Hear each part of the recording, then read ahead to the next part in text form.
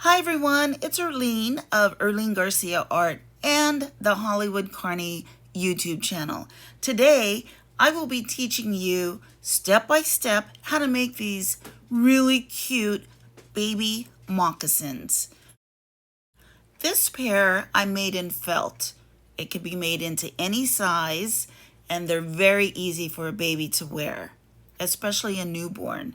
The second pair I made in a leather with hand beading. I designed a very simple pattern that anyone could do if you're new at sewing or if you're new at beading. It doesn't take a rocket scientist to make one of these pairs of little moccasins. The supplies are easy, the sewing is easy, the pattern is easy. So let's get started. Grab a ruler and a scrap piece of paper and a pen. We are going to draw 3 rectangles and 1 square. The first rectangle is about 4 inches by 2.5 inches. The first rectangle will be the top of the moccasin, and then we are going to draw a T, the letter T on the inside. This is where the baby will slide their foot into it. The top of the T is about 1 1/4 across, and the bottom is about 2.5 in length. And it gives you a little wiggle room where we may need to trim some off the back. The next one is 3.5 inches. That particular rectangle will be the sole of the moccasin. The square that is 2.5 by 2.5 will be the tongue of the moccasin. The bottom is the fringe that goes around the ankle. On the sole of the moccasin, we will just angle or taper a little bit at the top and at the bottom. And if you so desire, you can put a little arch to make it more of a foot shape. We are going to do the same thing on the tongue, and the fringe is about 1/4 inch wide and roughly 1 inch long. And the fringe on the ankle will be 6.5 going around, but we will most likely trim some off of that as well. So that was pretty easy to draw out. Let's cut them out, and in order for it to be balanced on each side, we will fold our pattern in half, and when we taper it, it'll be even on both sides. So this is how the top of this shoe will look. Let's hold this up and fold it, and then it kind of gives you an idea where the little baby foot slides in. That is super cute. Now let's fold this over and do the same, kind of like a bean shape. And I did decide to taper it. You don't have to cut your fringe right now on your pattern. Just cut it after you cut out your felt or leather. Now, this is the long 6.5 inch piece. We will not be using all of this, but it's better to have too much than not enough. We will be folding it over and leaving a little opening there all the way through, because we're going to sandwich this part right there on top of the shoe, the ankle area. That's where our shoestring or drawstring will be going through. So I made up a little mock model in paper so you kind of have an idea of the structure of it. That is the exact reason that I made it in felt, so you could see how I sewed together the leather. Now, on the little felt shoe, I chose scraps that I had in my bin, and I'm filming this in real time. The only reason I cut the film is because everyone knows how to thread a needle. You didn't need me to thread the needle. So basically, I sewed the back of the shoe together, pinned it to the sole, and this is a button stitch. I did the button stitch all of the way around the shoe, and I chose to do it in black because I knew that I had a little black shoestring. The little piece of blue felt that I trimmed off the back of the shoe, I decided to fold it over and attach a little bell just for a little extra decoration and look. And later in the video, I'll tell you exactly what the bells mean. So now we are going to fold over the fringe. This is that 6.5-inch piece that we cut. Now, obviously, you can buy fringe from the store. That's a little sample that I showed you. The turquoise part of the ankle of the shoe is going to be sandwiched in between the top of the fringe area. Now we do have a little bit of extra, so we'll just trim that off. Make sure when you're sewing this running stitch back and forth that you're catching all 3 pieces of the felt. Knot it and make sure that you cut off any extra little strings. So now we're going to sew the blue part to the tongue of the shoe, and it's just a basic little, again, running stitch going across the top. I chose to do this by hand because I like hand sewing, and in the event someone doesn't have a sewing machine, I wanted them to know it only takes about 25 minutes to make one shoe. If you have a sewing machine, it will take less than 15 minutes. So I took a shoestring and I threaded it through the tunnel, which is the top that goes behind the ankle. I cut off the end of the shoestring. This basically was one lone shoestring that I had. I cut it in half and it fit both of the little shoes perfectly. Now, of course, you can use a ribbon. Look, I made that in less than 30 minutes. Now that you have the easy pattern, make the same thing in leather. We are now going to bead our little moccasin. What you need is special beading thread. I'm using size D. You will need special beading needles, beeswax so your thread doesn't shred, any type of ruler to draw on your leather, a rotary cutter or scissors to cut the leather, 2mm leather cord, and that will be used as our little tie strap right here on our little moccasin. And then you will be needing some type of decorative concho. I found these for a couple of dollars at Hobby Lobby. Now, this is a little bobkin. This will thread your leather strap through the tunnel. We will also be using a lighter to burn off any little fraying threads. And then I'm using 5 colors of bright seed beads that are very close in color so we can make a really cool rainbow. Now, I'm going to put the beading thread through the beeswax and knot it a couple of times.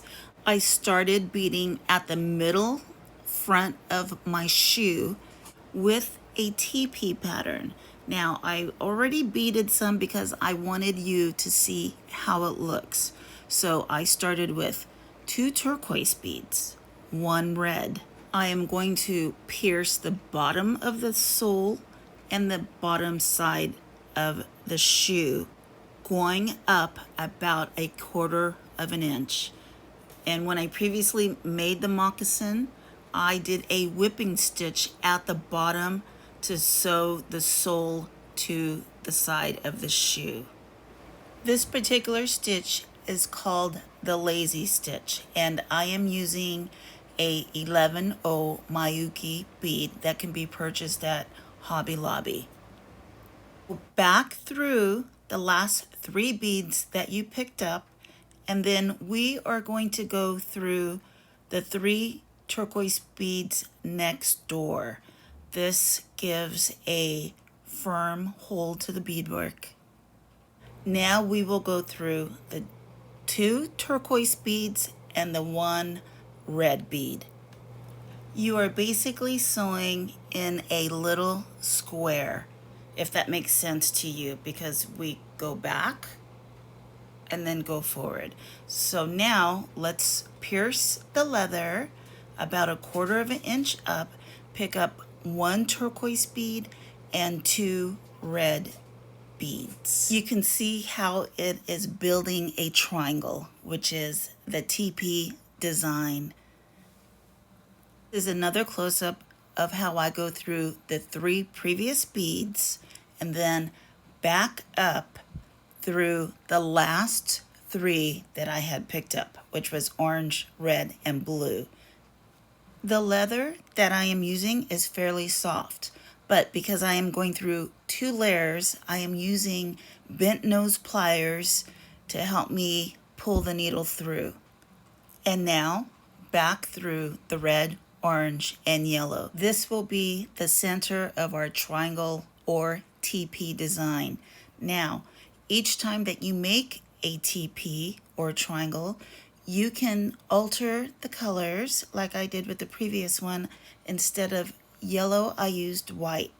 But if this is your first beading project, do what is comfortable for you. And in the future, you can increase the design, but always use an odd number.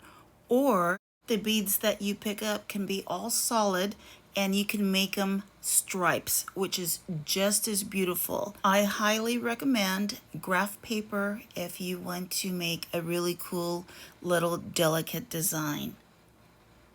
American Indian beadwork is considered a lost art, and now that you're watching this video and seeing how time-consuming it possibly can be, hopefully will make you appreciate it more. I love it. I've been doing beadwork since I was about 15 years old.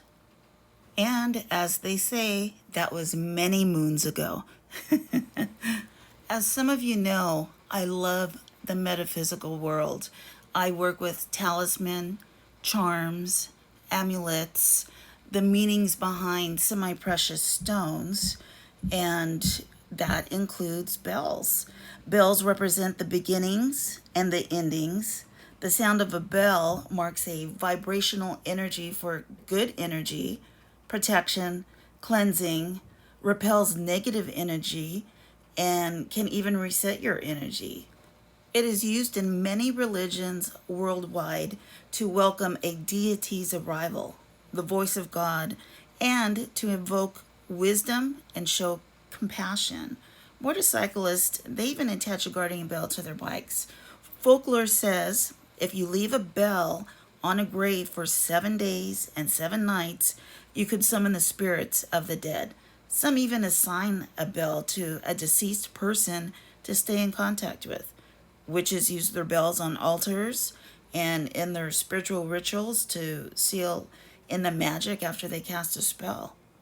For generations, Native Americans have adorned their regalia with bells during the grass dance and as the grand entry. The bells represent many different meanings to their personal family history and their tribes. When I hear the ring of a bell, I know it will keep my spirit strong, strength in my step, peace in my rest, and clarity in my mind. That's me chasing rainbows.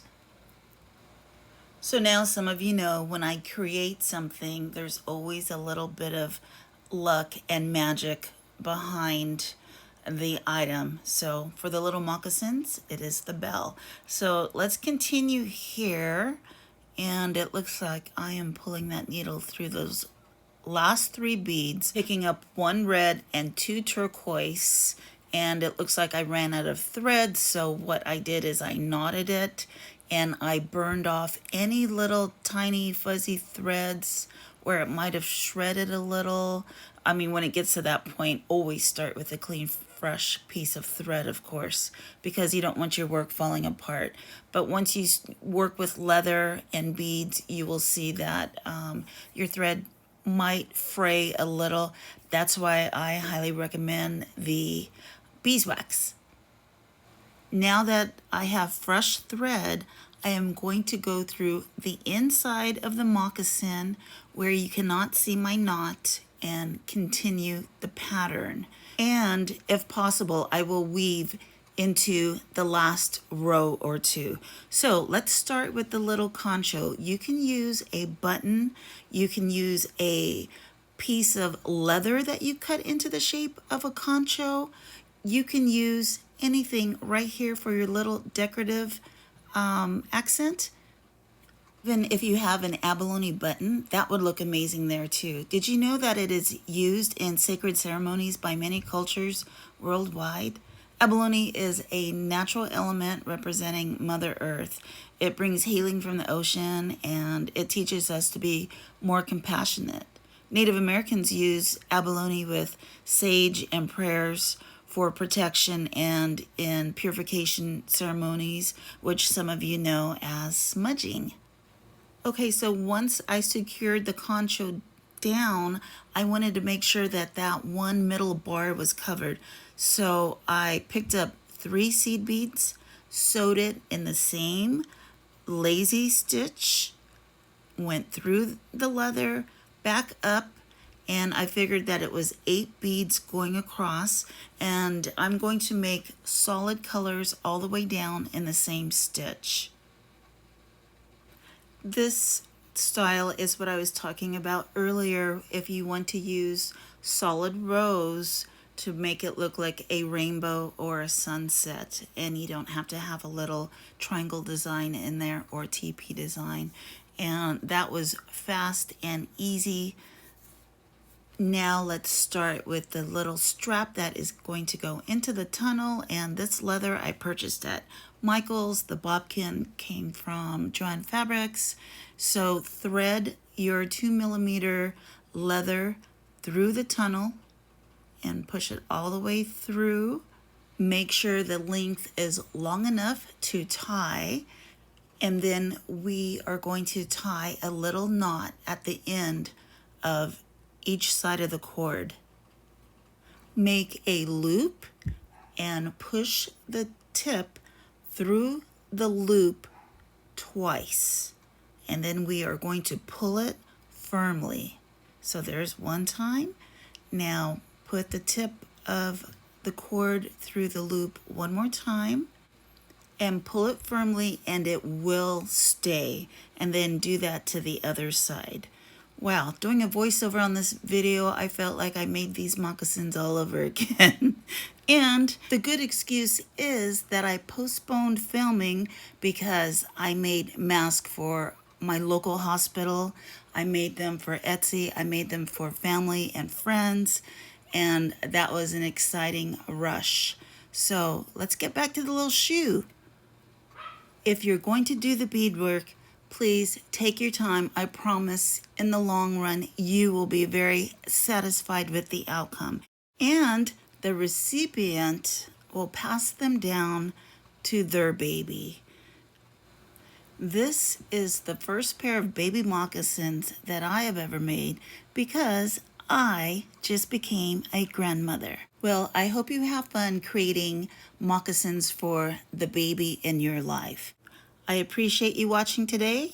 Subscribe, and I look forward to teaching you something else that will be fun and exciting. Have a happy day. Bye.